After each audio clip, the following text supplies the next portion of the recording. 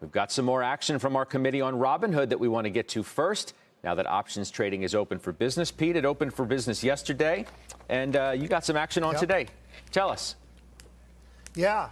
Well, I can tell you this. The activity was unbelievably robust yesterday. 325,000 contracts were trading yesterday. Obviously, the stock, 172 million. That's well more than on their IPO, which was closer to 100 million. So a lot of very interesting activity coming in, Scott. About 50-50 calls and puts. But I think the most interesting part was the most active strike yesterday was the August 70s. Now, those August 70 calls traded 79,000 contracts alone yesterday. I just got done telling you 325,000 was the total. So it just gives you a little idea of just how busy this particular strike was. They started very low early on in terms of the prices. That started to accelerate to the upside as the stock started to accelerate to the upside as well. That one definitely stood out. Here's the interesting part, however.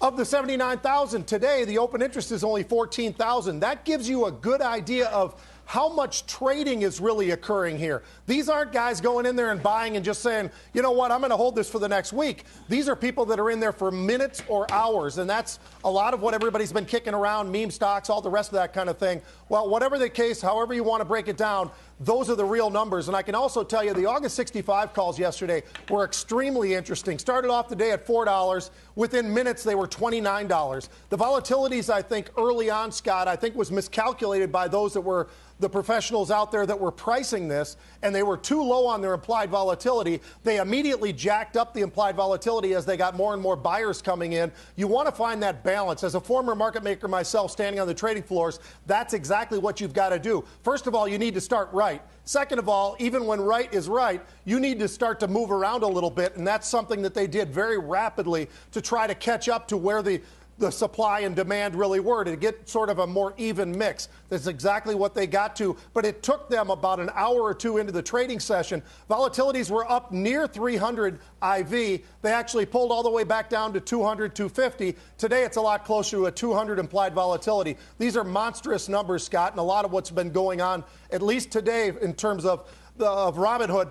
Still seeing a lot of paper, but the implied volatility continues to come down lower and lower and lower as the stock is kind of sort of held right around that $60 to $62 level. Obviously, I'm struck by the fact that you've got 50-50 split in calls versus puts, so it's the ultimate battleground place. You also have a call spread on. Pete, can you give me the exact details of what you've done here? Sure. I've got regular August, so there's all types of different strikes in August. There are months. You've got August 6th to 13th. You go out. I'm regular expiring August calls. I own the 65s. I sold the 70s. So what does that really mean? It means that I've reduced my risk, and I've also given myself a little bit less room to the upside if it's going to run to the upside. But it cost me about $1. I can make $5 on the best scenario. I don't mind that. It's a 1 for 5. That's an unbelievable type of reaction if we get that in a short period of time. I like what we're seeing. And Scott, in terms of that mix, the calls and the puts, just remember this. The shorting was not an issue, right? I mean, that takes a little while before there's folks out there and they start moving things around and shorting stocks. On the other side of things, puts, that's a way of shorting stocks as well if you're owning those puts. And I think that's partially what we were seeing yesterday was definitely some put sellers when the applied volatilities were a little bit too high. But I think we were also starting to see a lot of put buyers coming in, kind of evening out where everybody was with the calls and the puts. Steve Weiss, you were in and out a couple of times yesterday. We find out today that you are now out, but it seems to be changing by the minute. So can you give us an update on exactly what your position is?